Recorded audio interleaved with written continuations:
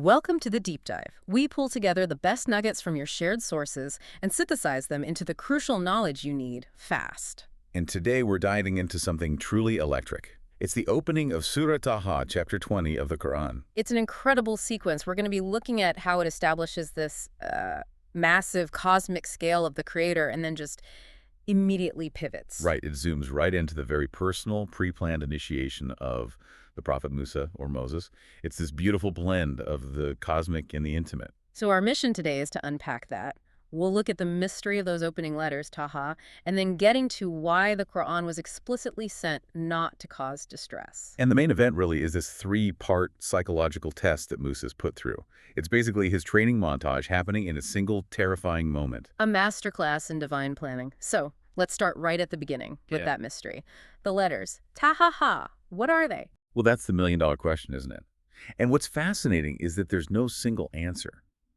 One of the most powerful interpretations from Al-Jalain is basically, God knows best. Exactly. It's a statement in itself. It's a marker of the unknowable, a way of saying you will not understand everything, and that's the point. That immediately sets a tone of humility for the reader, right? Before you even get to verse 1, really. It does. But then you have other views. Ibn Abbas, for example, suggested that in the Meccan dialect, Taha was a way of saying, oh man, or more specifically, oh Muhammad. Oh, so it becomes a direct personal address, like a call to attention. Precisely. It shifts from cosmic mystery to an intimate call. And then there's a third angle, which is also really compelling. Which is? That the letters are a challenge. They're a signpost to the miracle of the Quran itself. The idea is, here are the letters of your own language. You use them every day. Now try to produce something like this. So you've got mystery, an intimate call, and a public challenge all packed into 2 letters. Yep, it sets the stage perfectly. Okay, so let's move to the very next verse, because it feels like it's responding to something very specific. Verse 2. We have not sent down the Quran unto you to cause you distress. It absolutely is responding to something. The sources are clear that this was a direct rebuttal to the propaganda coming from the Quraysh in Mecca. The opposition. The main opposition. They were spreading this idea that the revelation was, driving Prophet Muhammad into some kind of madness or anguish. So this verse is, in a way, damage control. It's setting the record straight. It's flipping the script completely. It says the Quran is the opposite of distress. It's a mercy, a light, a guide. It's meant to give you understanding. There's that famous hadith, right? Whomever Allah wants good for, he gives him understanding of the religion. That's the one. The Quran is presented as a gift, not a burden. But the sources also mention another kind of distress, an internal one. It wasn't just about the critics. Right, and this is so interesting. It gives us a window into the early Muslim community.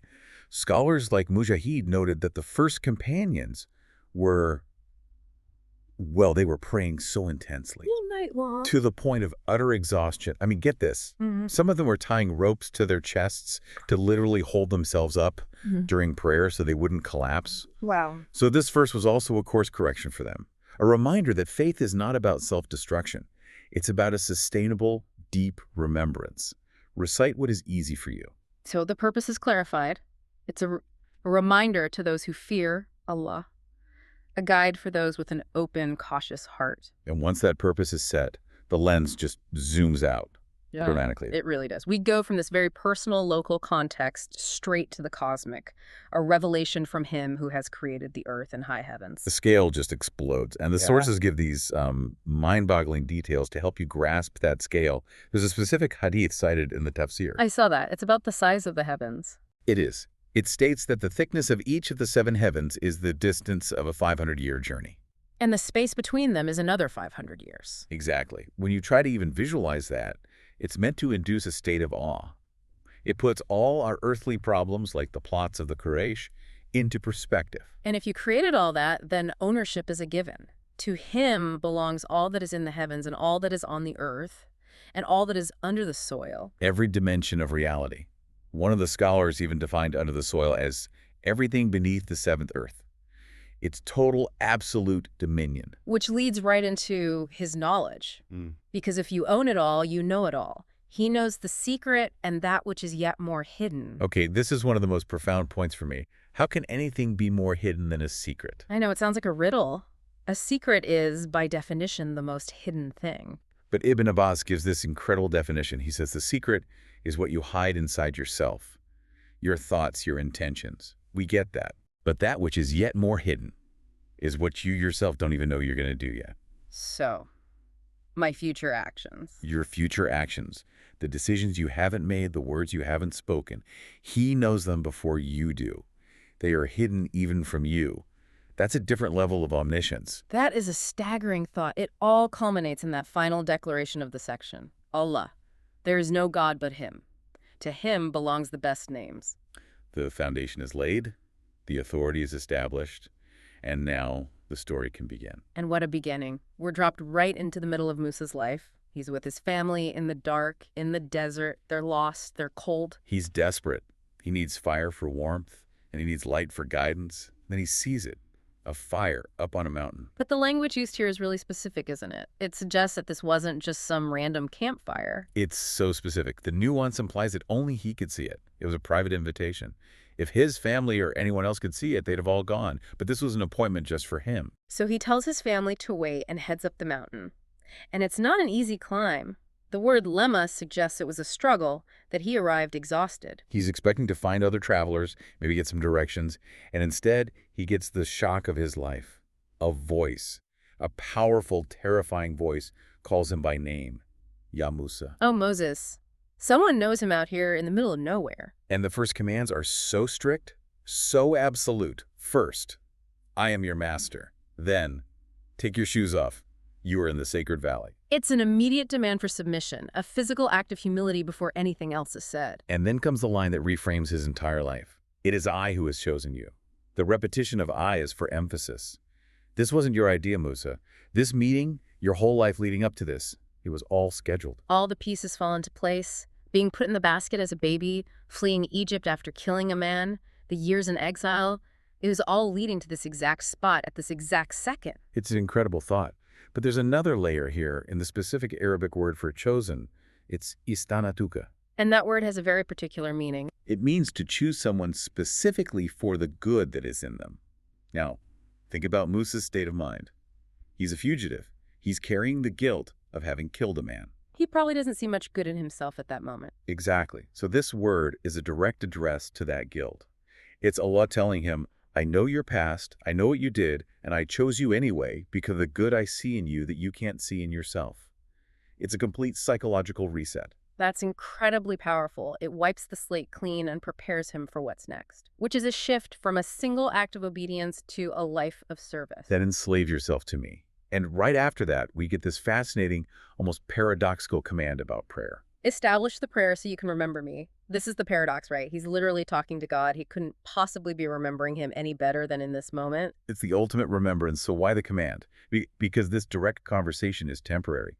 The ritual prayer, the salat, is the mechanism he's being given to maintain this connection, to sustain this memory, long after this moment on the mountain is over. It's the tool for the rest of his life.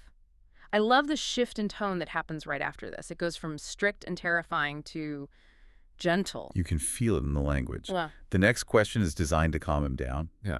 The address is softer, more loving. What's in your right hand, Musa? His name is at the end, which signifies closeness, and it's such a simple question, a one-word answer, a staff. But he doesn't give a one-word answer, does he? He's so human here. He over-explains. It's my staff. I lean on it. I use it to get leaves for my sheep, and I have other uses for it, too. He's stalling. He knows this incredible conversation is about to end, and he's trying to stretch it out for as long as he possibly can. He's nervous, he's in awe, and he just doesn't want it to be over. And that brings him to the final test, the ultimate test of trust. The command is so simple. Throw it, Musa. And he obeys instantly. He throws down his staff, his tool, his walking stick, his only possession out there, and it transforms. Into a giant moving python. A terrifying slithering snake. Whatever calm he'd regained is just gone.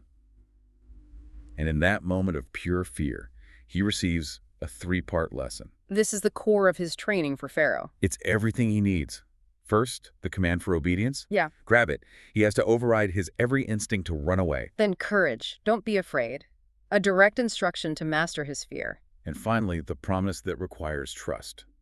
We will return it back to its original state. He has to believe, without any evidence, that this monster won't bite him and will become a simple stick again the moment he touches it. Obey, be brave, and trust the outcome. If he can grab that snake, he can stand in front of Pharaoh. That's the training program. It's a physical demonstration that God's power is absolute and that if Musa trusts in it, he will be safe. This brings up a really important question about the Quran's structure. Why do we get Musa's story here starting in the middle? Why are most stories, except for Yusuf's, scattered like this? It's a fundamental point about how the Quran works. It's not a history book, it's not telling stories just for the sake of chronology. The details, names, dates are often left out. Because they're not the point. The stories function as supporting evidence for the main theme of the chapter they're in. The story serves the sermon. That's a great way to put it.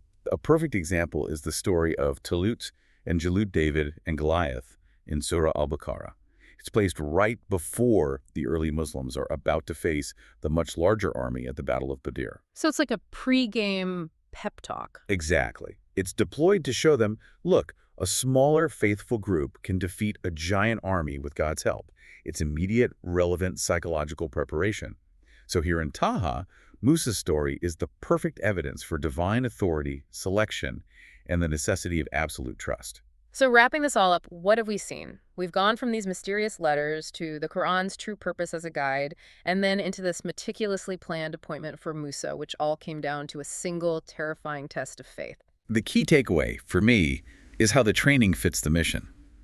The entire sequence, from seeing a fire only he could see to grabbing a snake he thought would kill him, was designed to build one thing: immediate, unquestioning trust in an outcome he could not see. And that really brings us to our final thought for you, the listener.